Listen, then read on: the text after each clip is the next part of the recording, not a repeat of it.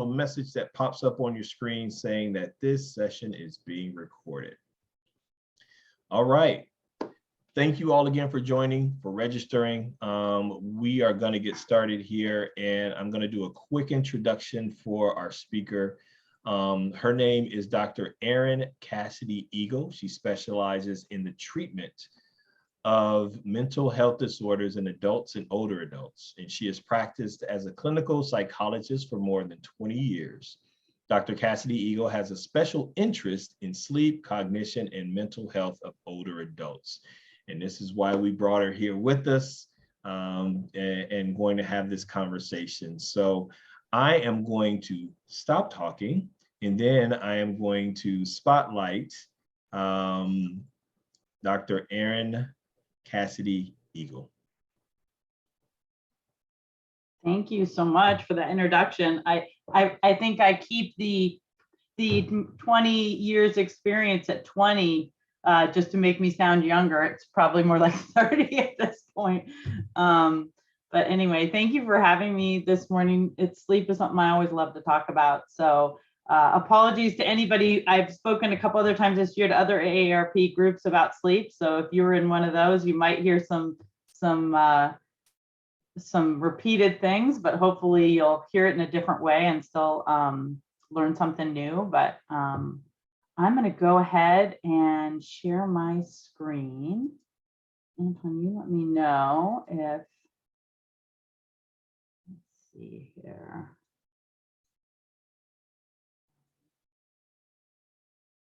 Let's see. All right. Can you just see one slide, Antoine? Give me. Yes, you are good to go. All right, perfect. Okay, so go ahead.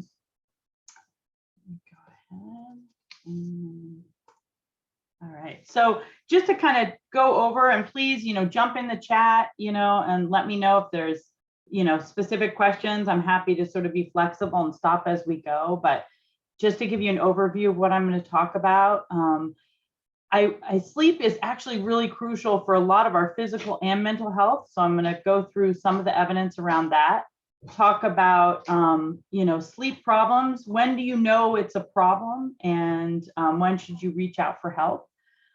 Changes in sleep with age, and that are normal, as well as when they're not. And then we're just going to kind of go over strategies, because I think, people really, oops. Did my slides disappear? Yes, they did. All right. Let's fix that. There you go. All good. All right. All right. Sorry about that. It's always tricky getting this set up. You do have it up where we see the next slide too, Dr. Cassidy. Got it. All right. Let's. Better? Yep, perfect. Okay. All right.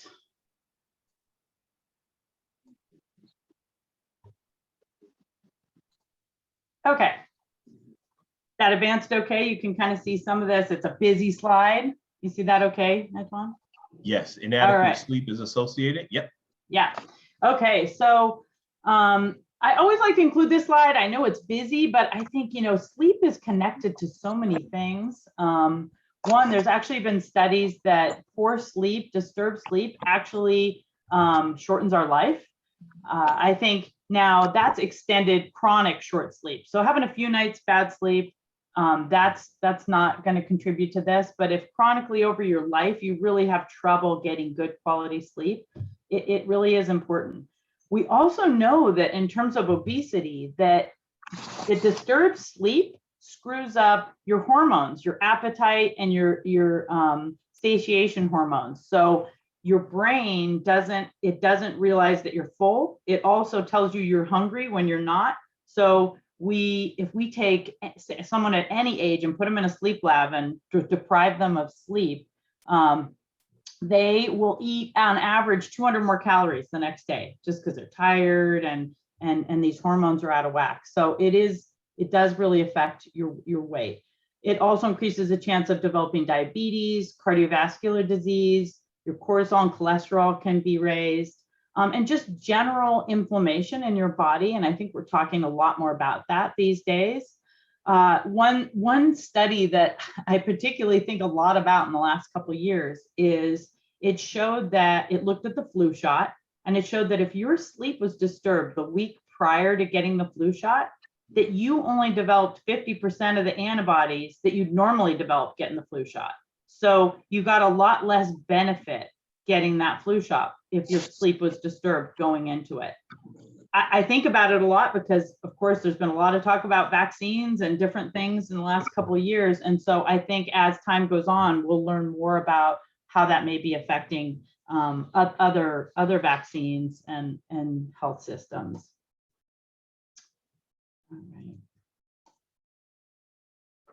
All right. So in terms of when do you know sleep is a problem, I think that sometimes I like to start with what is normal sleep, and then you can kind of figure out when your sleep has gone awry. So normal sleep is usually between 7 and 9 hours across 24 hours. So let's say and I'm pro nap. I love it when I can get a nap. So let's say you nap for a couple hours in the afternoon. That counts towards how much sleep you'd be getting. So if you sleep for 2 hours in the afternoon, then it might be you only sleep for 5 hours at night, and that would be in the normal range. You might find that 1 to 2 nights per week you have trouble sleeping. That's also in the normal range. We all have stressors or things that happen, or maybe you eat dinner later than you normally would. All sorts of things can disturb your sleep. It usually takes folks about 15 to 20 minutes to fall asleep. Now, I will note with that if you find you fall asleep in 30 seconds, right when you hit the pillow, that's actually something to look into. So either A, you're really sleep deprived, and you would know that if there were things going on in your life. But it's also one of the indicators of sleep apnea, that because of sleep apnea, you're really sleep deprived, and people that have that condition often find that they fall asleep within less than a minute. So it's something to note. People often, we all wake up some in the middle of the night. And if you get up, use the restroom, I think the key thing is you want to see that you can fall asleep fairly quickly afterwards, that you don't just stay up for an extended period. And finally, you'll always notice that solid sleep always feels better. You feel more refreshed in the morning than if it's broken up a lot. So when would you seek out a professional like me or go to a sleep center? I think if 3 or more nights a week you're having trouble sleeping, and that's been going on for a few months, you're awake a lot in the middle of the night, and it's not because you're sleeping at other times, you're just having trouble, you're spending an hour trying to get to bed. There are strategies we can talk about that will help you get to sleep. Also, if you find that, you're falling asleep during the day a lot, maybe while you're doing other activities that you enjoy, or maybe you're driving, if you're feeling excessive sleepiness during the day, that's something to check out. Snoring can be indicative of sleep apnea, so that's something to check out. And if you go through a period where maybe you find that you need more sleep than you usually do, we call it hypersomnia. So sometimes that can be a sign of something going on in your body. As we age, our sleep does change, which is totally normal and in the normal range, so not something to worry about. But what we notice is sleep is slightly shorter, and slightly shorter could only be half an hour. So maybe when you're 40, you're sleeping 7.5 hours, and when you're 70, you're sleeping 7. That would be in the normal. 30 to 45 minutes different is normal. We also notice that people wake up a lot more during the night, and that's partly because you're getting less deep sleep, so your sleep is lighter. And we're going to talk more about that next, because it's a question I know a lot of people are interested in. So this graph, there's a lot to it, but I think it really does show you. So there's a lot of things in sleep that remain the same over your lifespan. What remains the same? So light sleep, that's stage 1 and 2. That you get about the same amount your whole life.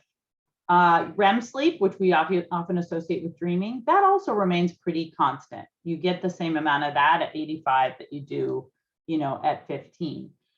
The things that do change are that SWS, low wave sleep, that's your deep sleep.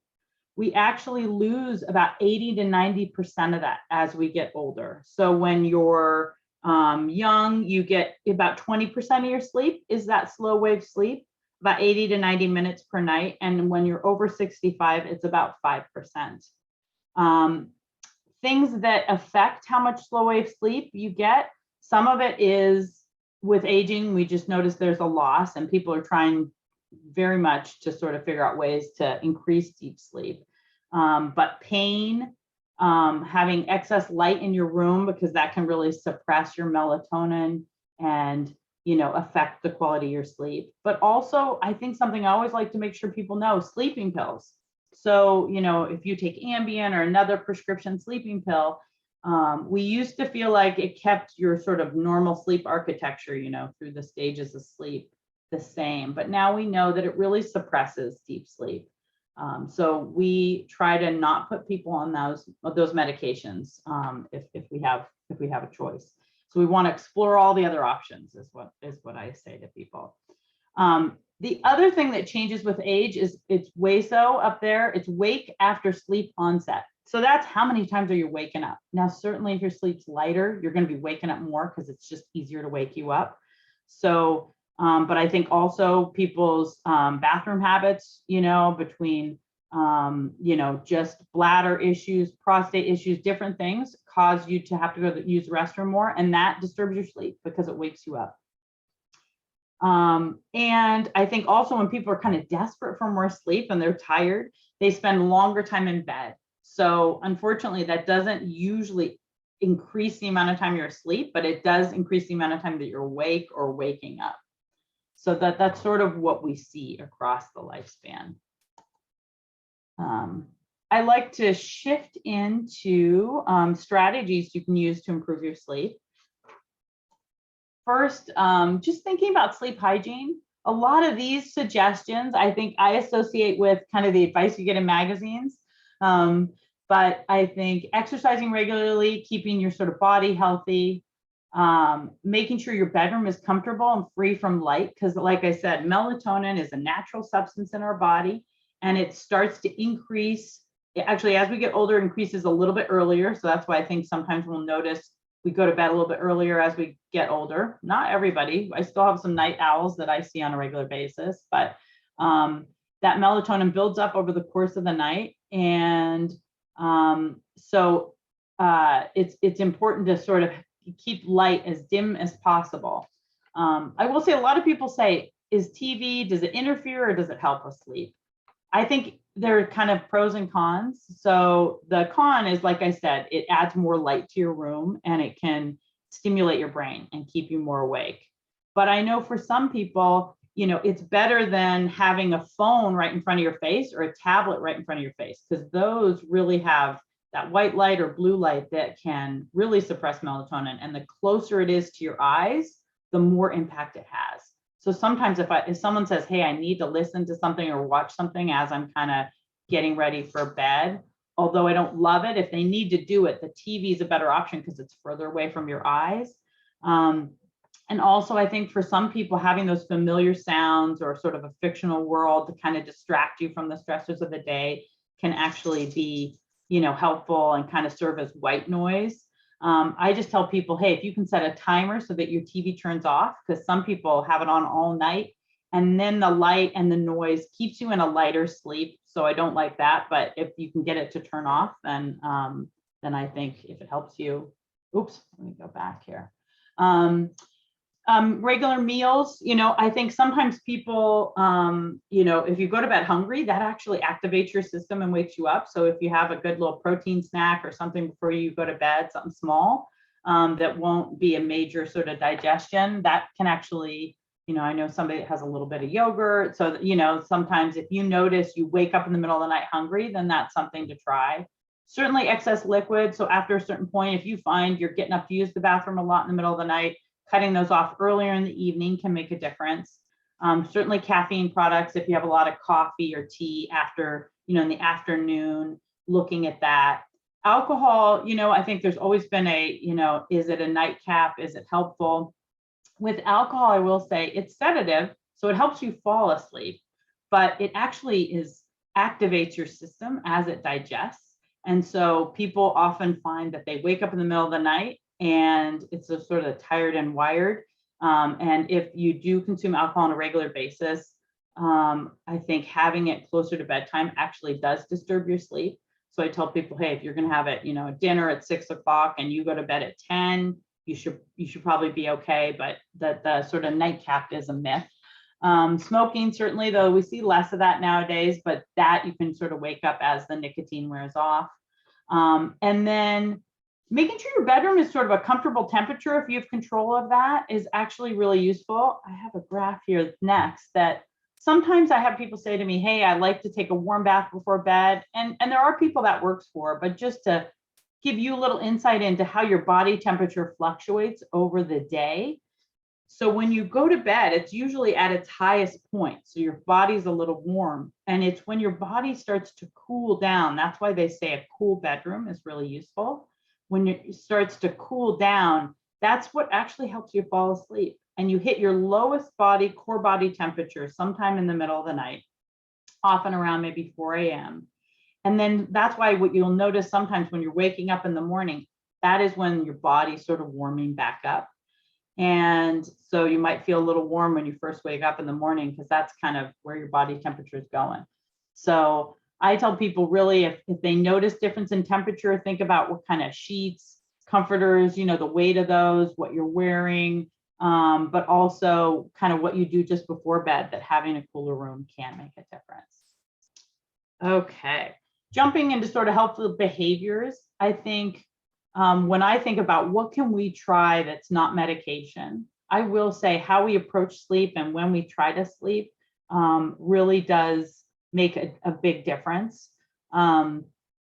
If you are having trouble sleep, now if you don't have trouble sleeping, I think you do what you're doing. Don't change a thing. But if you have trouble, some things to try are getting up at the same time every day. We see folks that, even if you're not working, maybe there's, most of the week that you get up at, 7, but then a couple days where you just decide to sleep until 9, or, that there's a difference. And what we notice is you kind of give yourself jet lag. If you get up at wildly different times, that can really throw your body off. So when we talk about circadian rhythm, keeping sort of a consistent pattern throughout the day. And there's no ideal circadian rhythm. It's really what does your body seem to want? So, eat, but do that sort of the same every day if you're having trouble with sleep. So you kind of eat at similar times, you go to bed, get up, the more consistency you can keep things, then you can just sort of tweak it and get it to its ideal spot. Go to bed when you're sleepy. If you kind of go to bed and there's a lot on your mind, you're going to end up lying there trying to count sheep, but probably just thinking about things. And, there's something about when we hit that pillow that we can be busy all day and not worried about stuff. And then we hit that pillow and it's quiet. And then our brain just starts churning on things that we might be worried about. So you want to make sure you're really ready for sleep. We can set an alarm to wake up in the morning, but you can't force yourself to sleep. So I tell people, hey, wait until you're sleepy, even if that means that night you get a little bit less sleep, but it's better for it to be solid sleep. Avoid or modify naps. I think that if you want more of your sleep in the nighttime hours, then, to sort of keep naps at a minimum. There is a strategy with naps. I know someone asked about that. And I would say taking a nap 7 to 9 hours after you wake up in the morning. So typically that's, mid-afternoon is a great time for a nap, and keeping it short. So when you think about the different cycles of sleep, if you take a nap for 2 hours, you're more likely to, or 90 minutes, you're more likely to wake up in a deeper stage of sleep. And that's that feeling when you wake up that you're like, oh, I feel worse than when I laid down, or I feel like I need more sleep, or I don't feel good. It just means you kind of woke up in a deeper stage of sleep. So we really kind of tell people, hey, 30 to 45 minutes, set an alarm. It doesn't seem like that long, but what I will tell you is that when you wake up, you're going to feel more refreshed. You're going to feel more alert because you're going to be in a lighter stage of sleep, and it won't interfere with your nighttime sleep, at least more likely. So that's what I often recommend. creating a buffer zone. And by that, I mean, when you're getting ready for bed, it's good to have a time where you can kind of shut off electronics, kind of get some relaxation in, get ready for bed, have a routine, you know, things that kind of move you in that direction of feeling ready for sleep. If you are in bed and you get in and you're just not falling asleep, and we all know that feeling when we know, hey, we're watching the clock, or you know you're active, you're not going to fall asleep really soon. It's often better just to get out of bed, have a comfortable place in your house, maybe a chair with a blanket where you can, you know, maybe read a magazine with some indirect light, or just do something else until you feel like you are going to fall asleep. And then lastly, try to only be in bed for the amount of time that you're actually sleeping. And I have a good graph for that. So if you look at this graph, let me just send a quick message here. And so you can see that the top bar, that wake, sleep really shows someone who is waking up a lot and just spending a lot of time awake. And so what we want to do is shrink that, have you spend less time in bed. So you see that middle graph is when we shrink it. And we call this sleep compression. So instead of me, you know, telling someone, hey, only spend 5 hours a day in bed, I'm going to say, hey, start shrinking it down a little bit. And let's see if we can get rid of some of those green bars, some of those wake times, and extend some of the sleep times. And so what you'll find is maybe you're in bed for a shorter period of time, but you're also awake for a shorter period of time. And then as you're able to sort of solidify, it's like, I always describe it like pizza dough. If you start spreading that pizza dough out and you get some holes, sometimes people, if you think of that like sleep, they think, oh, if I stay in bed longer, I'll get more sleep. But really what happens is as you spread out your sleep, you're just going to get more holes. So more of those awake periods that are going to make you feel not so good. So think about pushing that dough back together, and then we start spreading it out slowly again to see, hey, can we extend those periods of sleep? Now, what I practice with folks that are having insomnia symptoms is what we call cognitive behavioral therapy for insomnia. And we often have people coming in and they're like, should I be taking a sleeping med? Should I try this first? At this point, it really is recommended to try some of those behaviors that I was just talking about first. I think because we know, especially at any age, that sleeping medication really eradicates your deep sleep, you know, that I think it's worth trying some of the behavioral stuff first. There's no, you know, drug side effects, as well as, you know, it definitely costs less than medication. I will also say that I work with a lot of people on medication that come to me and they want to get off sleeping meds. And, you know, really what sleeping meds are intended to be used for short periods of time. So let's say you travel and your sleep gets messed up. And so, you know, you're jet lagged and you use a medication. But a lot of people now are using them for longer periods of time. And then they come in really wanting to get off of them because they're, you know, they're sedating and having other consequences. And it's really hard to help people get off of it. They can, it takes a long time. You know, we often have to be really patient. And so I kind of like to find other things before they get on the medication to save them from that. People often ask me a lot about other sleeping aids, like things they could try before medication if they just want a little extra help. So I always like to just include this list. So these, I think, aren't, maybe if you have serious sleep problems, they're not going to make those go away, but some people find they're helpful. So chamomile tea can definitely help you relax. Valerian root may also help your sleep a little bit. Melatonin, a lot of folks use melatonin, and you can, you know, of course, just buy it, you know, over the counter. I always like to say with melatonin, more isn't more. So, you know, anything under 5 milligrams is an average dose. So taking 10 isn't going to make you sleepier than 5. So it's one of those things that you'll get the maximum benefit, you know, 3 to 5 milligrams, you'll get the maximum benefit if you're going to benefit from melatonin. You know, it often helps people fall asleep. It doesn't necessarily help you stay asleep, but it's generally safe. It's always good to tell your doctor if you're on other prescription medications that you're on it. The hard thing with any of these sort of aids is that, like I always like to say in the cloud here, natural doesn't always mean safe. It's hard because these aren't regulated. So even when you buy melatonin, it's hard to know with each brand, you know, how much of the substance is actually in the pill that you're taking. You know, it's not, it's, you know, it's just a little more up in the air, but melatonin in general is safe. I will also say that in taking melatonin, a lot of people take it right when they're hitting the pillow. It doesn't have an immediate effect. You actually want to take it an hour or two before you go to bed, because you do have natural melatonin, and so it builds on that.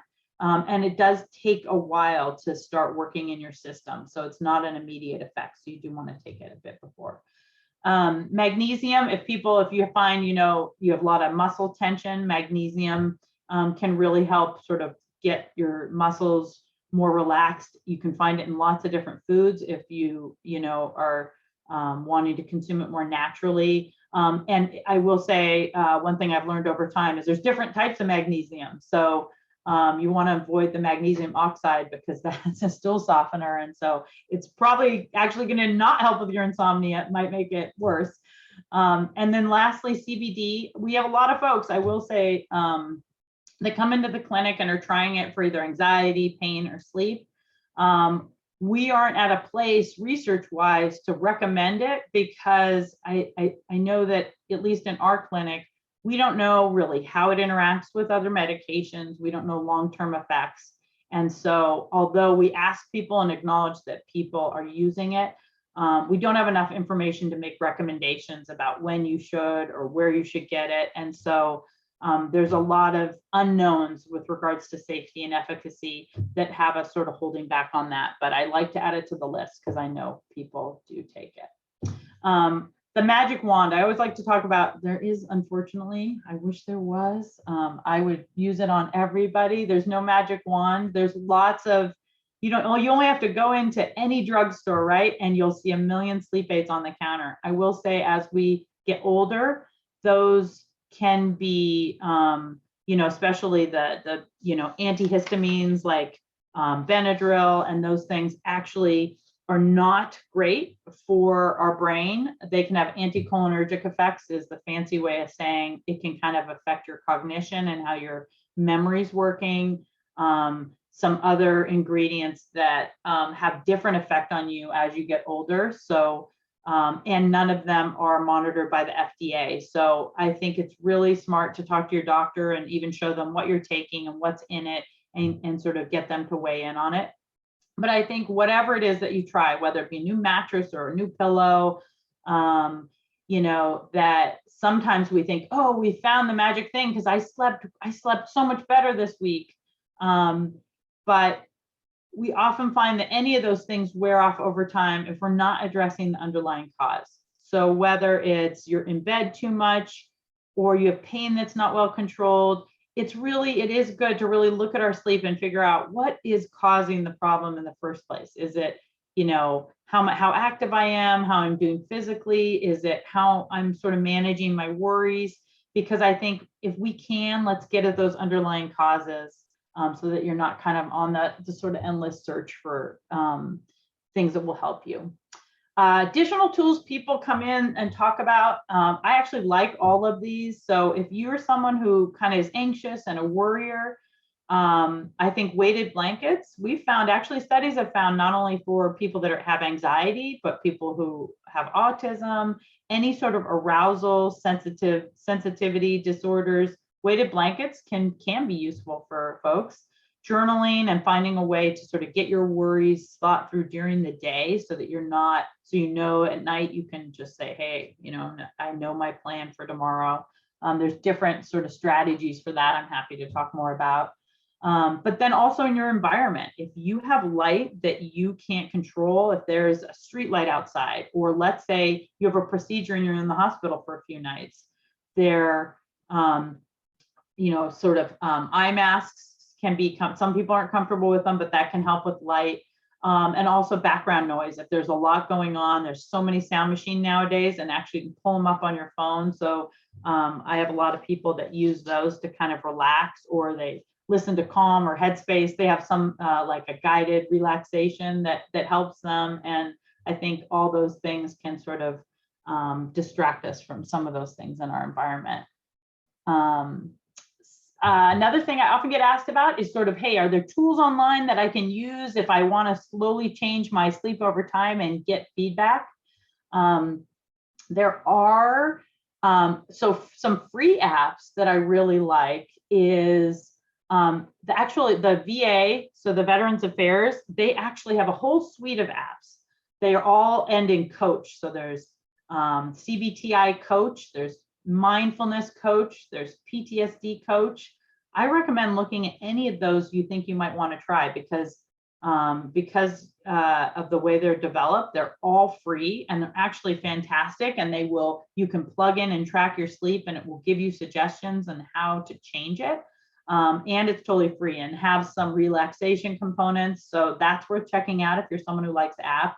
There are courses you can pay for online that will have a little bit more support and maybe professionals that sort of you can communicate with, like Sleep.io is one of those, or Shut Eye. But again, they are paid for. So I'd kind of recommend using one that's free first and seeing if that works for you. And then there are a number, if you're someone who's anxious or has trouble relaxing, there are a number of free apps that really help with meditation. Insight Timer, Calm, Breathe to Relax, Headspace. Calm and Headspace have paid versions, but they also usually, I think, and still do, have the first 30 days that you can try for free and see if it's something that's useful for you. But like, for example, I use Calm and it has nature sounds or ocean sounds. So when I'm traveling, I know I can have sort of a sound machine from it as well. But it also has sort of guided imagery and other sorts of stuff that you can listen to that are helpful.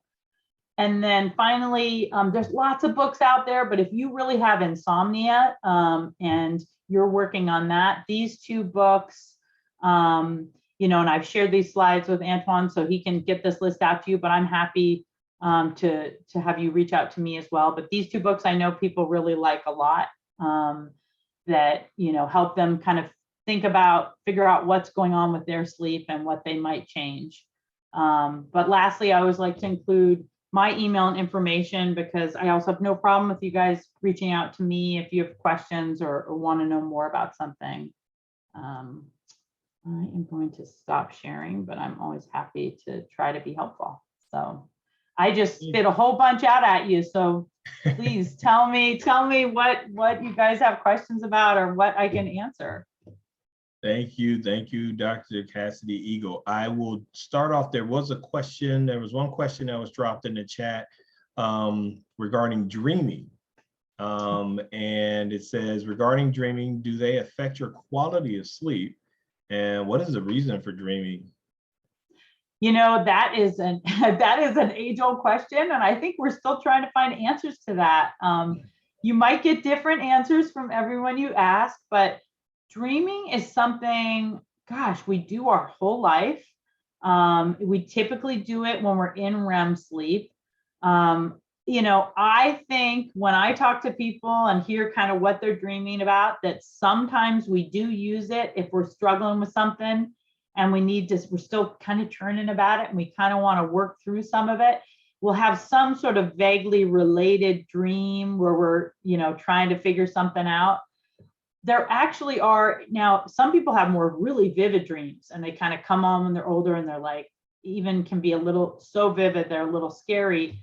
Some people, some medications actually can cause people to have those more vivid dreams. So it's worth talking to your doctor about the medications you're on if that's your problem. But in all, I'd say, unless they're scary or bad, the dreams kind of, it's kind of like deep sleep. I think of our brain as like this huge filing cabinet. And I think that sometimes we use sleep to sort out memories and kind of put them in the right file. We also use sleep to kind of work through some of the things we're not solving during the day. So that's how I think about dreams. I think they're actually someday when we really figure out what's going on, I think they're serving a huge purpose probably for our emotional well-being. But I will say if you have trauma or vivid dreams, sometimes they're scary for folks. And there are techniques that I do with folks to try to help change. If you spend a lot of time working through, like you have a repeated dream, there are things that people can sort of work with you on to try to shift that a little bit, because I don't like it when people feel tortured by their dreams. So it's something that there are some things people can try. I don't know if that helps. Thank you. Someone asked another question about, they said that they like to, they don't mind lying in bed even if I'm not sleeping. It's relaxing and I listen to the news on the radio. Eventually I fall asleep even if the news is terrible. Feel safe being in bed. And I wanted to bring that up because are there any benefits to kind of using the bed as something other than sleeping? Would that impact your ability to go to sleep if you do technically go to bed? Yeah, you know what? That's a perfect example of someone where it's fine. So if you find, it's all about how you look at it. So if you're lying in bed and you're frustrated because you're like, I gotta get up in 6 hours, I gotta get up in 5 hours and 45 minutes. You start doing the math and you're stressed and you're frustrated and you're like, I need this rest. I'm not going to be able to get done tomorrow what I need to get done if I don't get sleep. So if you find yourself upset about it, then it's better for you not to lie in bed. It's better for you to get out of bed and only use the bed for sleep and sex and try to do everything else outside of your bed. Now, for some people, especially people who suffer from pain or even don't suffer from pain, if you're lying in bed and you're using it as rest and it's relaxing for you, then there's not a problem. I think it's more just when you're having trouble sleeping, you're not getting enough sleep, you're dissatisfied with your sleep. That's when we want to really start kind of throwing those rules on it, just because these are the things you can change. But if, a lot of times, especially have people that maybe have had surgery or have a chronic disability that causes them pain, if they can look at just lying in bed as rest, and that's still good for their body because our bodies need rest, then there's no problem with doing that. Now, certainly we want to keep our body healthy. So I'm speaking to soul steppers. So you guys know, like you've got to have movement as part of your day. So as long as you have a balance that keeps you mentally and physically healthy, then it's all fair game. Perfect. Thank you, Dr. Cassidy Eagle. Another person, Rosa looks like, says she's a natural born morning person. But she kind of asked the question, and I'm not sure if you have an answer to this, but why are some people morning people and others are night? Kind of, is there something around maybe sleep that's related to that, or? It's so fascinating, but we are wired one way or the other. Kind of from when you were born, people typically, their circadian rhythm is set. And so you're either sort of a night owl or a lark. And that's kind of set for life. And what happens is as we get jobs or as we have other things we need to attend to, you can shift when you're awake and when you're asleep just by doing it really consistently. But we all have kind of a natural inclination one way or the other. I will tell you, I became a believer. I have twin girls, and when they were in the NICU, one of the head attending doctors came over to me and she said, just so you know that this one's going to be a mouth breather when she sleeps, and this one's going to be a nose breather. And I thought, how would you? They're alive 2 days. They're less than 5 pounds. How does she know this? She was absolutely right. To this day, they're 16.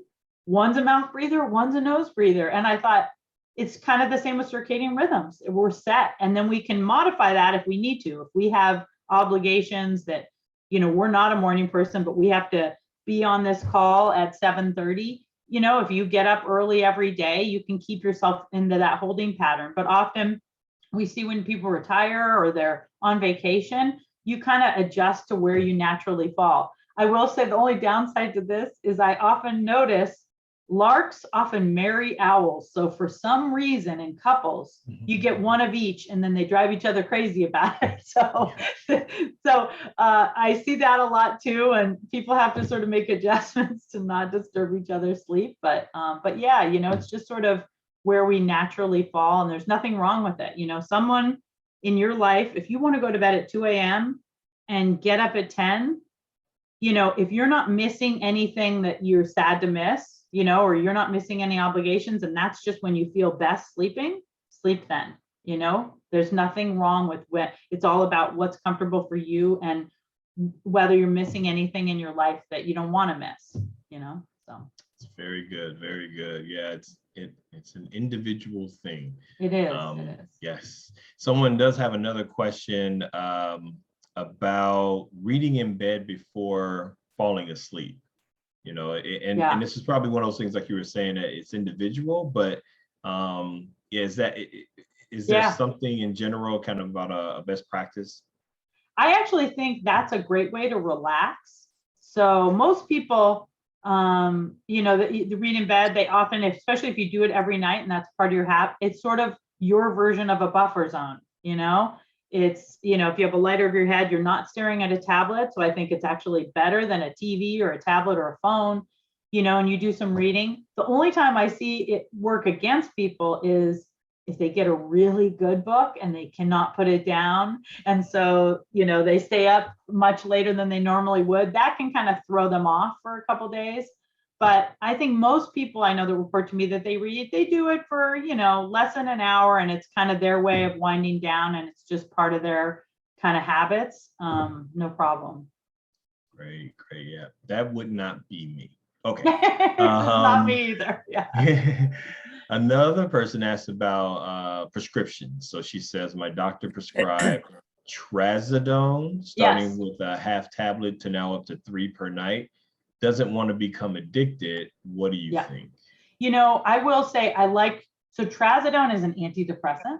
It's an older one. And the reason they use it for sleep is we noticed with it that it can be a little bit of a mood boost, but it also actually makes you feel a little sleepy.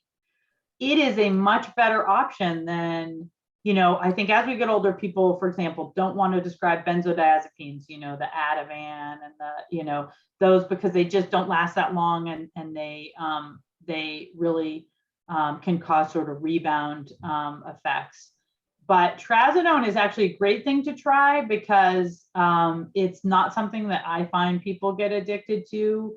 I think with any medication, there's a sort of tapering up, tapering down that you got to do slowly. But I'd say if you're needing to try something, I know a lot of doctors go for that first, and I think that's a great choice. And it is easier on and off than an Ambien or one of the other sedating medications, because it has sort of that quality that helps you fall asleep, but it's not a sedative. So you can take it and drive and function. And so it's milder in that way. So I think it's a great first thing to try if you're kind of at that point that you need to try something. And I'm not anti-medication. I work in a clinic with psychiatrists side by side with them every day. And I think that there are a lot of times that working with me and with them is the most helpful. I think my bias is, hey, let's get you on as few medications as possible. So if there's some things we can do to keep you off of a few, even better, because then it's safer for you. Good point. To your point earlier as well, get to the root of the problem, right? Right. And figure out what's going on. Someone did have a question too about travel and older adults in time zones.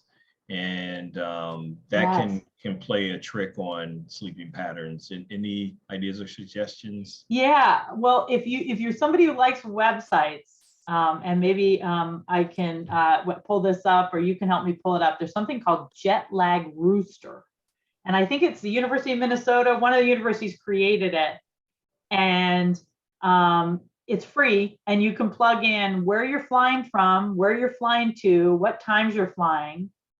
And it will then spit out how to adjust your sleep, like the 3 to 5 days before you travel, so that when you get to your location, you're kind of feeling your best. It'll kind of tell you it's good if you're traveling at different hours to have blue light blocker, the glasses.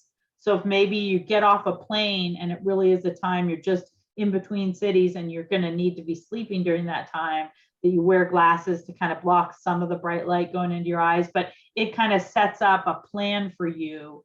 Because listen, everybody at any age has trouble with that. And so sometimes people use melatonin. It will even, you can actually click a box on the Jetlag Rooster that you want to use melatonin, and it'll tell you when to take it, to sort of help you adjust.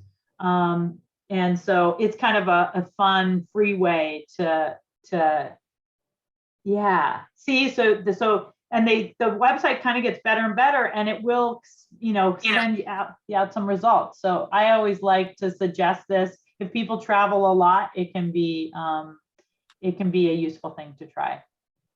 Cool. Great. All right. Yeah. But really it's all about kind of getting yourself adjusted to where you're going so you can enjoy enjoy your travels. And everybody's not been traveling. So if we get to go somewhere, you want to enjoy it. Yes, very true. Yeah. And someone did have a question about naps, and I know you mentioned that earlier, 30 to 45 minutes. Yeah, I think it's good to keep them short. People often, when I say that, they said, oh, they feel a little ripped off by that because they're like, I want to go take a nap and not set an alarm. I just want to relax. Now, listen, there are some people that don't have trouble sleeping at night, right? And every once in a while they want to take a nap and they don't find that it affects, or let's say you're not feeling well. There are other things that can come into it that, you do what is right for your body. But I will say, if you have sort of chronic insomnia, each night you're up 3 hours in the middle of the night, then you really do want to kind of keep those naps shorter, if you have to have them, so that's when, if you're frustrated with your sleep and you want to get better sleep, then that's when to sort of follow this advice.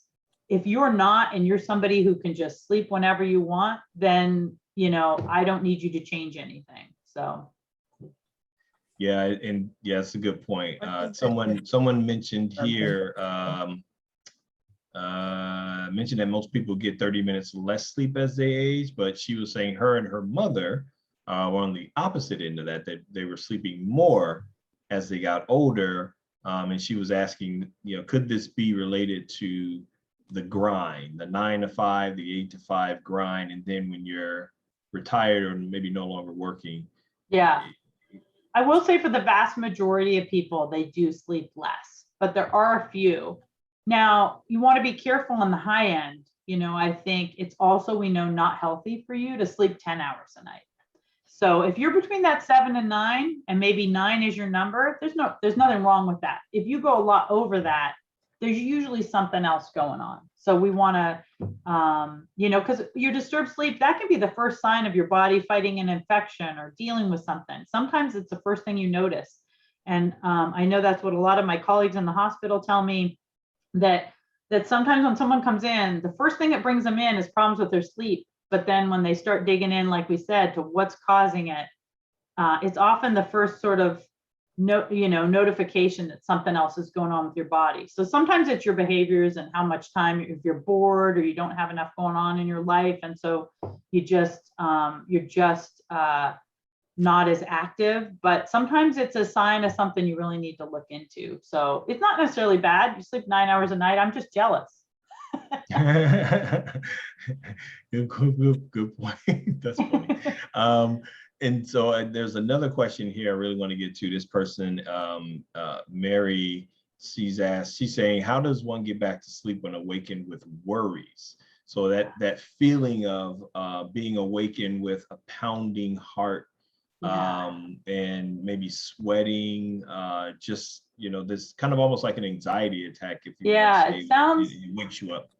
If you're having that big of a physical reaction, that does sound kind of like a panic attack. I will say that I've had a few people who do take like a benzo or something we wouldn't recommend for sleep, that they often wake up in the morning with kind of a rebound, like the sort of worries or arousal comes back even stronger. So sometimes it's how your medication, like what choices you're making, because some things get you to sleep, but you wake up even more fired up.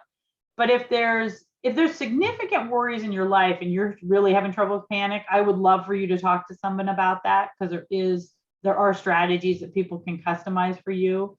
If you kind of have sort of just worries and problems that we all kind of have on an ongoing basis, I often do something called constructive worry, where I say, take, and this doesn't work for everybody, but I take a piece of paper. Maybe you have 3 things you're worried about. And then on the right side of the paper, I draw a line. I say, what's the next thing you're going to do to take care of it? Okay. I'm in a fight with, a sibling. The next thing I'm going to do is spend some time, or maybe I'm going to call them, or maybe I'm going to write them a letter, or maybe you're having a household issue. I need to call somebody to fix it, or finance, so the next thing that you're going to do to solve it.